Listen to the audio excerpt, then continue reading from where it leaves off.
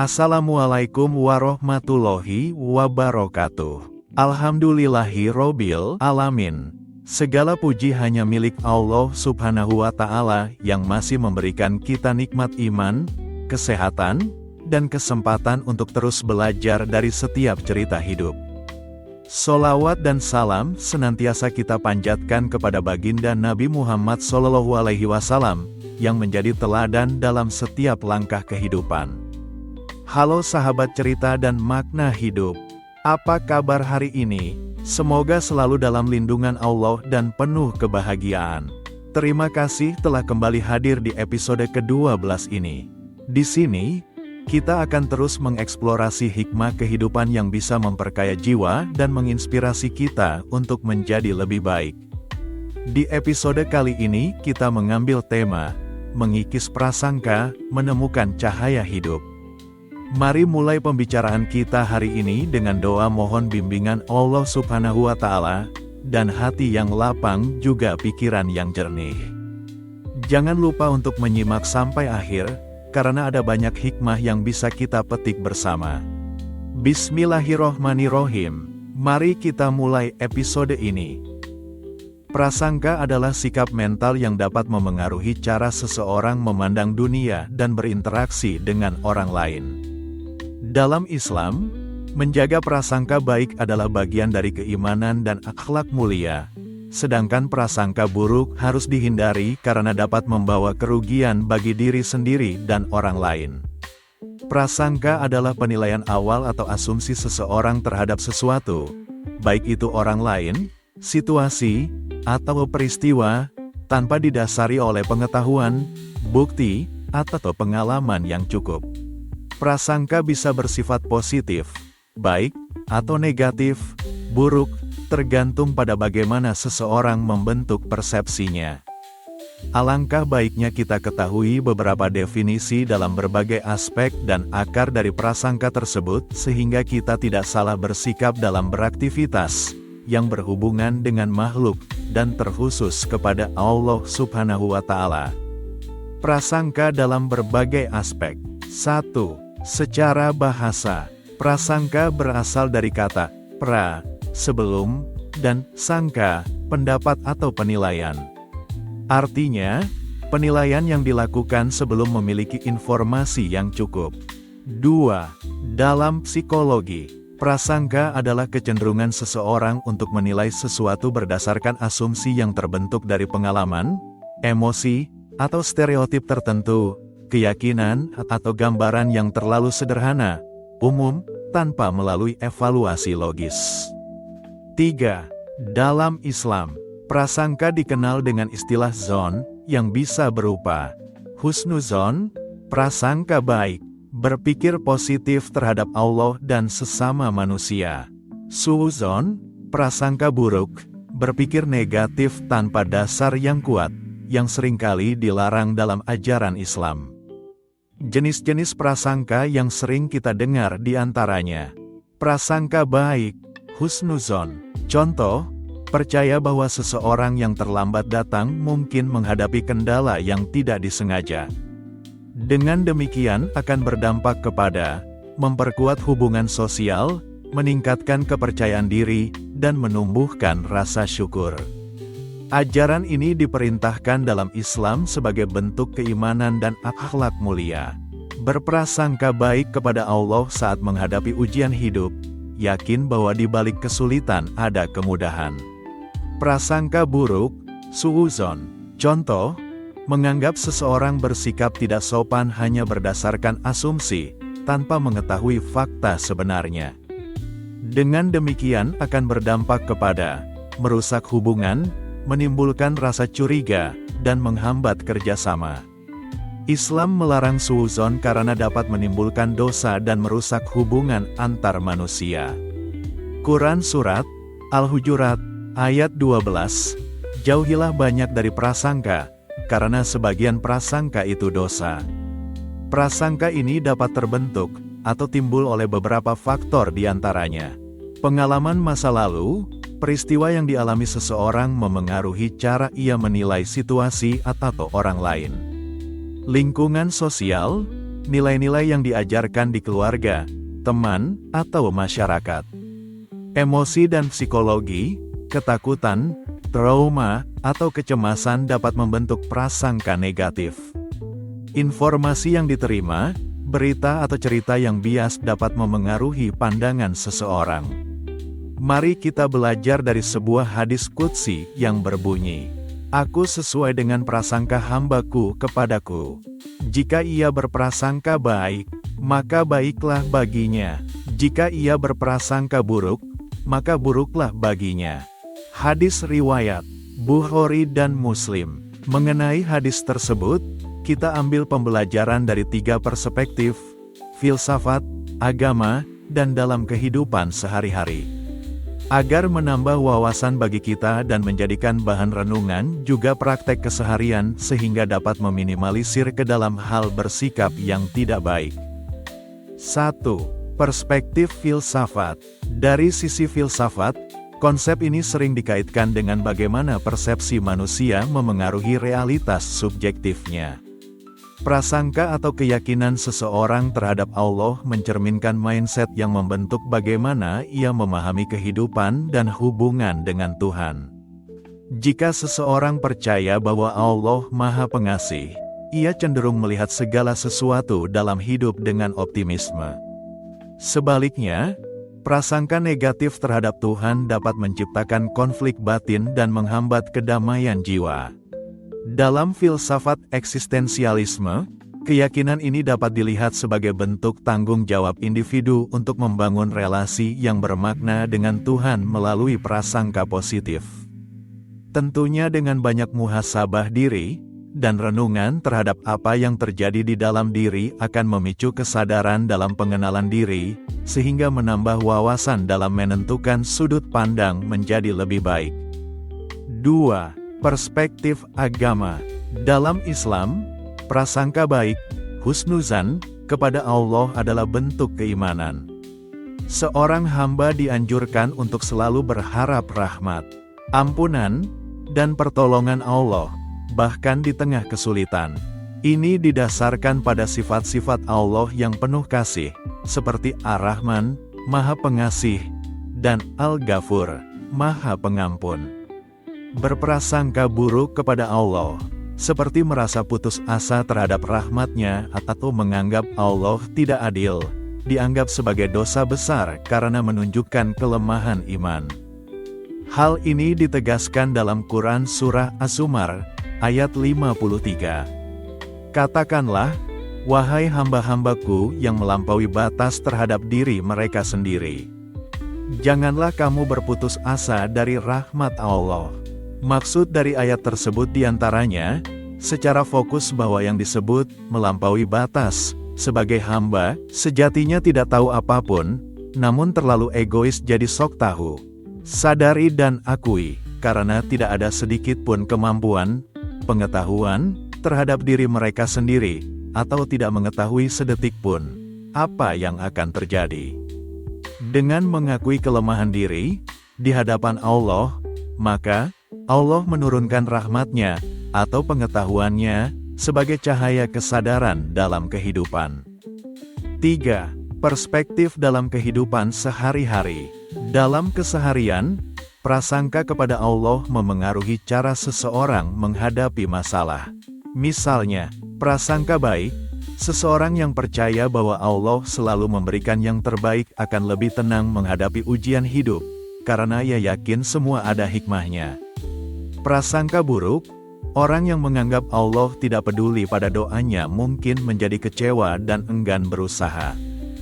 Dalam praktiknya, prasangka baik ini sering diwujudkan dengan sikap optimis, sabar, bersyukur, dan terus berdoa, karena keyakinan bahwa Allah selalu hadir dan memberikan yang terbaik sesuai kebutuhan hambanya. Prasangka kepada Allah mencerminkan hubungan spiritual, pengaruh psikologis, dan keimanan seseorang. Maka dari itu, penting untuk menjaga prasangka baik, agar hati tetap damai dan berbuah kebaikan. Prasangka, kepada Allah maupun terhadap sesama manusia, dapat dikategorikan ke dalam beberapa tahap berdasarkan tingkatannya, yang bisa menjadi baik atau buruk.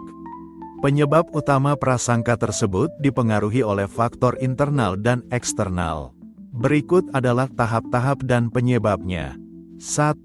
Prasangka awal, tahap persepsi. Ini adalah tahap pertama ketika seseorang mulai membentuk pandangan berdasarkan pengalaman, informasi, atau pengamatan awal, maka akan bersifat netral, tetapi dapat condong menjadi baik atau buruk tergantung pada konteksnya. Penyebab dari persepsi ini dikarenakan pengalaman sebelumnya. Jika seseorang pernah mengalami hal baik, ia cenderung memiliki prasangka baik. Sebaliknya, pengalaman buruk bisa membentuk prasangka buruk. Sumber informasi yang tidak akurat atau bias dapat memengaruhi prasangka awal. 2. Prasangka emosional, tahap reaksi. Di tahap ini, prasangka awal mulai melibatkan emosi, seperti rasa takut, cinta, atau benci. Emosi memperkuat atau mengubah prasangka, maka akan bersifat, biasanya lebih intens dan sulit diubah. Ini biasanya disebabkan oleh kondisi psikologis, ketakutan, kekecewaan, atau kebahagiaan bisa memperkuat prasangka. Kondisi sosial, tekanan dari lingkungan sosial, seperti keluarga atau teman, dapat membentuk prasangka emosional terhadap sesuatu. 3. Prasangka rasional, tahap pembenaran. Seseorang mulai mencari alasan atau justifikasi atas prasangkanya. Disinilah prasangka bisa berubah menjadi keyakinan yang lebih kuat, dan akan bersifat, tergantung pada logika dan informasi yang dimiliki, bisa mengarah pada prasangka baik atau buruk. Beberapa penyebabnya, kurangnya pengetahuan, ketidaktahuan tentang suatu hal membuat seseorang berasumsi berdasarkan informasi terbatas. Interpretasi yang salah, salah memahami ajaran agama, norma, atau situasi dapat menyebabkan prasangka buruk.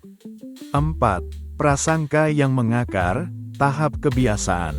Ketika prasangka telah menjadi bagian dari pola pikir atau kebiasaan seseorang, baik secara sadar maupun tidak, maka akan bersifat sangat sulit diubah tanpa kesadaran dan usaha besar. Adapun penyebab yang sangat mendasar, pengulangan pengalaman. Jika prasangka seseorang terus diperkuat oleh kejadian serupa, itu akan mengakar. Lingkungan yang mendukung prasangka tertentu, baik atau buruk, akan memperkuat pola pikir tersebut. Secara umum ada beberapa faktor penyebab utama prasangka. Faktor internal bisa disebabkan oleh kondisi psikologis, ketakutan, kecemasan, trauma, atau kebahagiaan berlebih.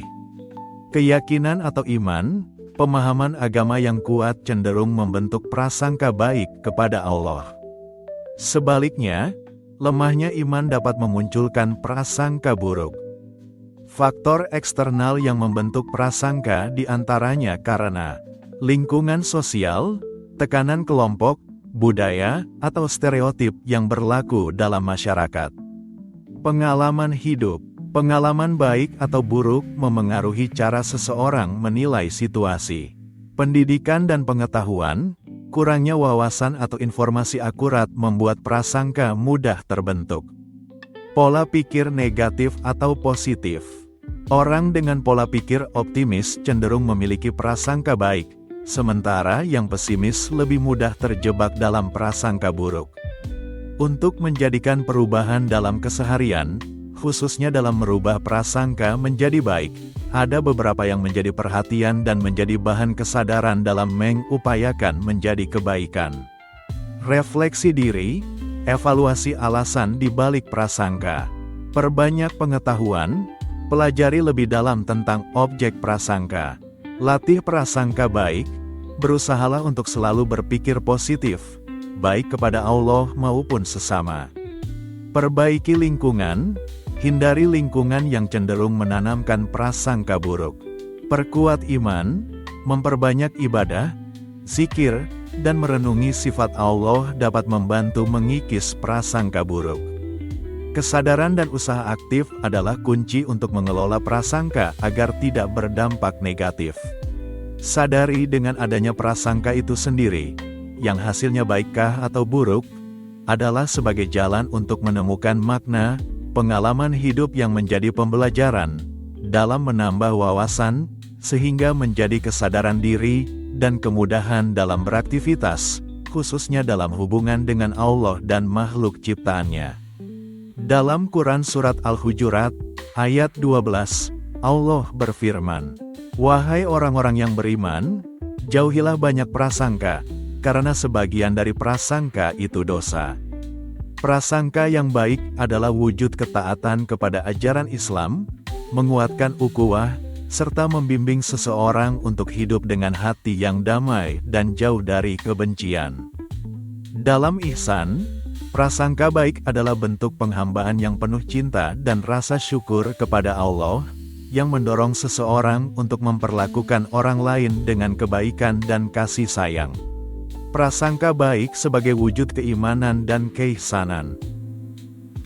Quran Surat Al-Baqarah, ayat 216 menegaskan bahwa manusia mungkin membenci sesuatu padahal itu baik baginya, dan menyukai sesuatu padahal itu buruk baginya. Prasangka buruk sering kali terjadi karena manusia tidak memahami rencana Allah secara menyeluruh. Melihat segala sesuatu sebagai bagian dari hikmah Allah membuat seseorang lebih mudah menerima kenyataan dengan prasangka baik, tanpa terburu-buru menilai buruk suatu peristiwa. Rasulullah mengajarkan doa yang menunjukkan keyakinan kepada Allah dalam segala keadaan. "Aku berlindung kepadamu dari prasangka buruk yang mungkin muncul dalam hatiku." Kesimpulan, prasangka adalah sikap mental yang dapat memengaruhi cara seseorang memandang dunia dan berinteraksi dengan orang lain. Dalam Islam, menjaga prasangka baik adalah bagian dari keimanan dan akhlak mulia, sedangkan prasangka buruk harus dihindari karena dapat membawa kerugian bagi diri sendiri dan orang lain. Latihlah diri untuk selalu mencari sisi positif dan berpikir bijak dalam setiap keadaan. Praktek yang dapat dilakukan agar menjadi kebiasaan baik dalam melatih prasangka di keseharian dan terus meningkat menjadi kesadaran dan prasangka baik, di antaranya melaksanakan kewajiban-kewajiban sholat, zakat, puasa, zikir, dan lain-lain. Baik secara ritual dan esensial. Ritual dan esensial ini keduanya dipakai dalam keseharian dengan metode ihsan, yaitu merasa melihat atau merasa diperhatikan oleh Allah Subhanahu wa Ta'ala dalam aktivitas keseharian, baik secara internal atau eksternal. Bahwa segala sesuatu tidak akan bergerak satu jarah pun tanpa izin dan kuasa Allah. Dalam sholat diajarkan ketaatan, sedang sibuk apapun kalau waktunya sholat, harus sholat. Dalam sholat diajarkan kejujuran. Sholat subuh diperintahkan 2 rakaat, maka lakukan 2 rakaat, tidak boleh lebih atau kurang, bahkan lupa pun diberi kemudahan dengan sujud sahwi. Dalam sholat diajarkan kepatuhan, berdiri, ruku, sujud dan seterusnya melaksanakan gerak sesuai tuntunan Rasulullah, bahkan sholat bisa dilakukan dengan isyarat. Dan menyadari bahwa seluruh gerakan dalam sholat itu, semua atas dasar diperintah Allah melalui Rasulullah. Sadar akan perintah Allah Subhanahu wa Ta'ala ini, yang sering luput dari kesadaran. Ketika esensi atau makna-makna yang terkandung dalam ibadah lain dibawa dalam keseharian, maka diharapkan menjadi segala sesuatunya ibadah kepada Allah. Ibadah yang terus-menerus dalam setiap pergerakan hidup internal dan eksternal, bersosialisasi dalam kemasyarakatan dan pergaulan. Sehingga prasangka terhadap apapun yang akan terjadi, baik di dalam diri, di luar diri, dan seluruh alam semesta, jika dikembalikan kepada Allah, bahwa Allah lah yang mengurus keseluruhannya, dan diri ini sebenarnya tidak tahu, lemah, sering lupa, terkhusus untuk aku, ego diri, dapat dilatih untuk menerima kenyataan hidup dalam bimbingan Allah Subhanahu wa Ta'ala. secara perlahan menjadi sangka baik terhadap apapun yang diciptakan Allah Subhanahu wa Ta'ala. Sahabat cerita dan makna hidup. Hidup ini memang penuh dengan warna, ada senyum, ada air mata, tapi di balik semuanya ada pelajaran yang Allah titipkan untuk kita temukan.